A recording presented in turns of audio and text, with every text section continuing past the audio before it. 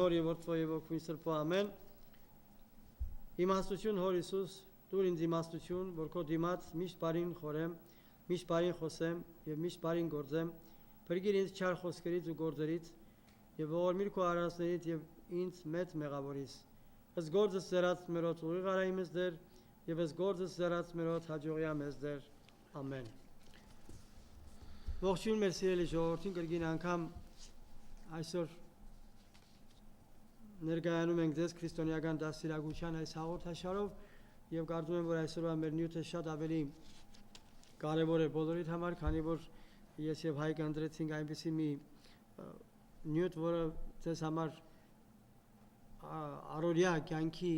համար կարեւոր է այն իմաստով որ յուրաքանչյուրս էլ պետք ունենք այս երեք կարեւոր առաքինություններին մեր այսօրվա խոսքը հիմնականում շեշտված պետք է երկրորդ առաքինության վրա բայց գլխավորապես մենք մուտքը կսկսենք այս երեք առաքինություններից որոնք են հավատք, հույս եւ սեր եւ Պողոս Արաքյալը որ հստակորեն շեշտում է այս երեքի կարեւորությունը յուրաքանչյուր անհատ մարդու մեջ իբրև քրիստոնյաներ, իբրև մարդիկ ամեն մեկս էլ պետք է այս երեքը ունենանք մեր մեջ իբրև հոգեկան հարստություններ, իբրև առաքինություններ Մենք հավատքի մասին շատ ենք խոսել անշուշտ, դեռ խոսենք, պիտի խոսենք, դրա մասին խնդիր չկա, բայց այսօր ուզում ենք խոսել հույսի մասին, երկրորդ առաքինության եւ կարեւոր հատկանիշի մասին, որ պետք է ասեմ, շատ քիչ շեշտվածություն ունի, թե ավետարանների մեջ, թե որևէ ասենք հոգեվոր գրքերի մեջ, եւ մեզ համար պետք է ասեմ դժվարություն հանդիսացավ աղբյուրներ շատ գտնել, որ կարողանանք ավելի հստակեցնել, բայց ինչ որ ունենք, ինչ որ կարողացանք պրպտել Հայկը եւ ես կարծում եմ դեզի բավարար է հասկանալու համար թե ինչքան կարեւորություն ունի հուսալ հույսը դնել մանավանդ Աստծո վրա։ Ուրեմն այսօր մեր մուտքը սկիզբը պիտի լինի այս երեք առաքինությունների մասին, հատկանիշների մասին, հավատք, հույսեր եւ այնուհետեւ պիտի ծանրանանք հիմնականում հույսի վրա։ Ուրեմն Հայկ, ինչպես ասացինք, Պողոս Արաքյալը հստակորեն ասում է, որ յուրաքանչյուր անհատ մարդու մեջ, քրիստոնյայի մեջ պետք է այս երեք առաքինությունները շեշտված հավատքը, հույսը եւ սերը, եւ նույնիսկ ասում է, որ սրանցից ամենակարևորը, կարևորագույնը սերն է։ Կուզեք հենց բառացի ասենք, դերեր, իսկապես որ շատ կարևոր է այս առաքինությունների մասին եւ հետաքրքիր է, որ պիտի խոսենք հետեւյալ մյուս մեր հաջորդական թեմաներում ժողովրդի մեջ ավելի տարբեր մոտեցում կա թե հույսի, թե հավատքի եւ թե սիրո մասին տարբեր են, որովհետեւ քրիստոնեական, ասենք մեր գաղափարախոսությունը ամբողջությամբ տարբեր մոտեցմամբ է մոտեցել եւ ցավոք սրտի այսպիսի տարաձայնություններ կան, որ պիտի փորձենք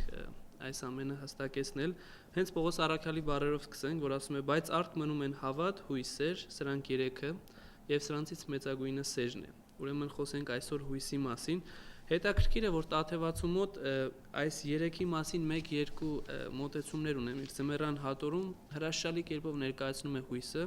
եւ ընդհանրապես այս երեքի մասին է խոսում,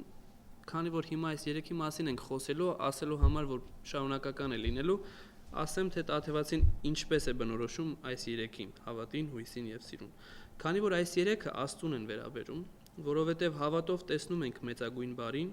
հույսով ակնկալում ենք գերագույն բարուն Եվ սիրով ցանկանում ենք վեժնական բարուն Գրիգոր Տաթևացի 14-րդ դար։ Ուրեմն ասում է հավատով ճանաչում ենք Աստծուն,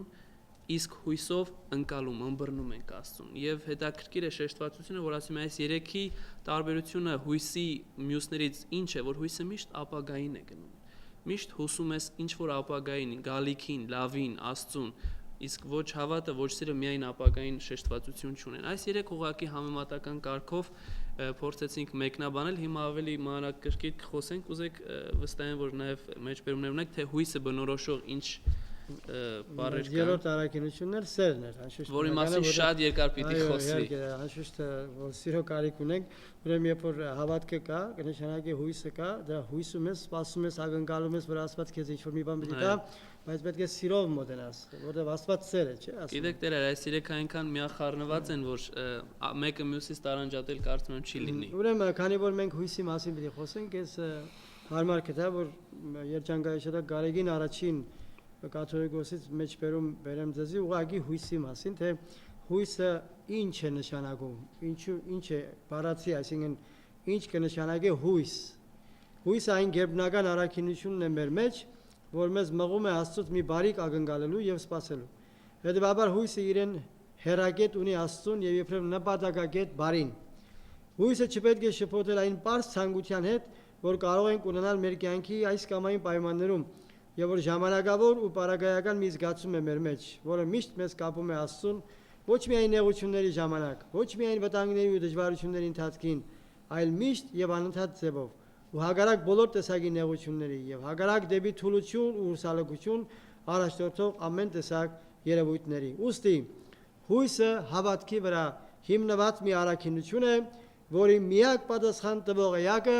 Աստված ինքն է։ Շատ հստակ ասված է թե ինչ է նշանակում հույսը։ Գարեգին առաջին կաթողիկոսի այս հրաշալի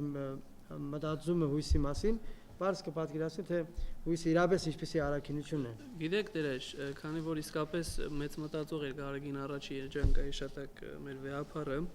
բայց նաև փորձեցինք մի քանի ուրիշ անձանց մոդել տեսնել, թե ինչպես են իրենք բնորոշում հույսը, ասեմ որ մի քանիսին տեսա, բայց միշտ այսպիսի տարբեր մոտեցումներ կան, շատ ինձ հոգեհարազատ եւ կարծում եմ մարդկանց համար ավելի գրավիչ կլինի մեր Տաթևացու բնորոշումը, որ կուզենայի Գրիգոր Տաթևացու բնորոշումն էլ կարդալ, թե ինչ է հույսը եւ իր հիմքերն է տալիս եւ մանրանկրկիտ բացատրում է, ասելով որ հույսը ստույգ ակնկալությունն է հանդերձյալ բարիքների, որն առաջացավ Աստծո շնորհներից եւ բարի գործերից։ Եվ այստեղ հստակորեն շեշտում է Աստծո շնորհների գաղափարը, որ հույսը հենց Աստծո շնորհի հետևանք է եւ առավելությունը միշտ տալիս է հենց Աստծո շնորհին, բայց նաեւ չի անջատում բարի գործերը։ Եվ տեսեք ինչ է ասում եմ, ասում է եթե հուսալ ինչ որ բանի, այսինքն Աստծո արքայության կամ երկնային պսակի առանց հավատի եւ բարի գործերի, դադարում է հույս լինելուց եւ դառնում է հանդգնություն։ Եվ կարծում եմ հիմա ավելի շուտ կարելի է այս հանդգնության, այս հույսի եւ կենցաղային հույսի, ինչպես որ Գարեգին առաջինն էլ ձեր ընթերցման ընթացքում շեշտեցիք ասած, ինչն է հույսը տվյալ դեպքում մարդկանց մոտ շատ ենք հանդիպում, որ հույսով ապրում ենք, հույս ունենք, որ լավ կլինի, իսկապես որ երևի թե ամեն անհատ այդ հույսը իր մեջ ունի կամ շատ ժողովրդական, ասենք, տարածված խոսք կա, որ հույսը վերջինն է մեռնում եւ այլն, այսպիսի խոսքեր կան, բայց եկեք տարանջատենք, թե կենցաղային հույս ասածը ինչ է եւ ընդհանրապես քրիստոնեական մեկնաբանության մեջ հույսը ինչ է։ Եթե անհատը հուսում է զուտ իր կենցաղին, տվյալ դեպքում վաղը ինչ պիտի լինի, աշխատանքս լավ ընթացք ունենա, կամ չգիտեմ, այսինչ մեկ անձի վրա է հիմնում կամ նյութի վրա է հիմնում, տվյալ դեպքում այդ հույսը հույս չի եւ ինքնախաբեություն է, ինչպես որ Գարեգին առաջինը կասեր, մենք մեզ ինքներս խաբում ենք եւ հետաքրքիր միտք է ասում, Տերեր ասում է, որ այդ դեպքում ոչ թե դու ես փորձում Աստծո կամքով ընթանալ, այլ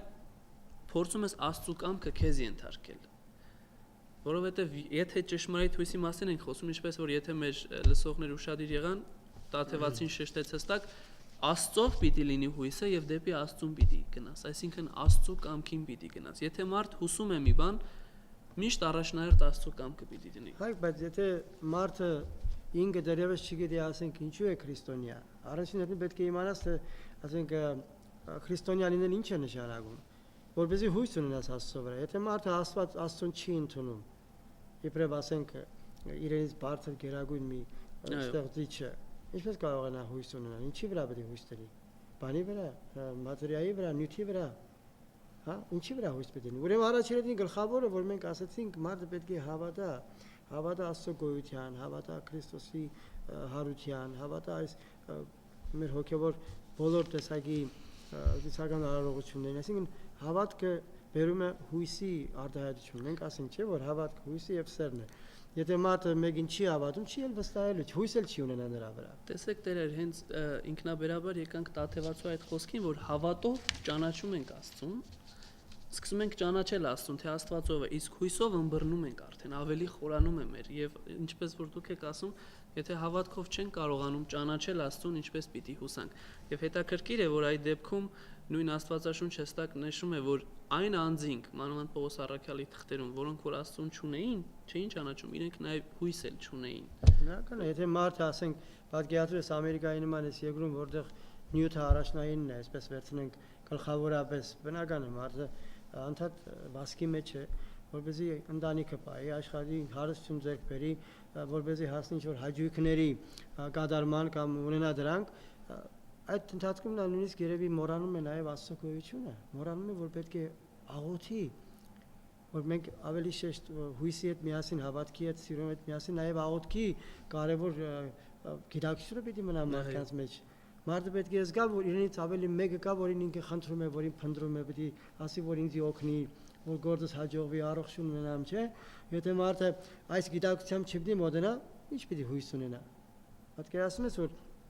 ոչ մի տեսակ հույսի չկա, ինչի վրա պիտի, նյութի վրա պիտի հույս տնի, որ ասենք թե մարդը $1 միլիոն ունի, $1 միլիոն վրա պիտի հույս տնի, ոչ։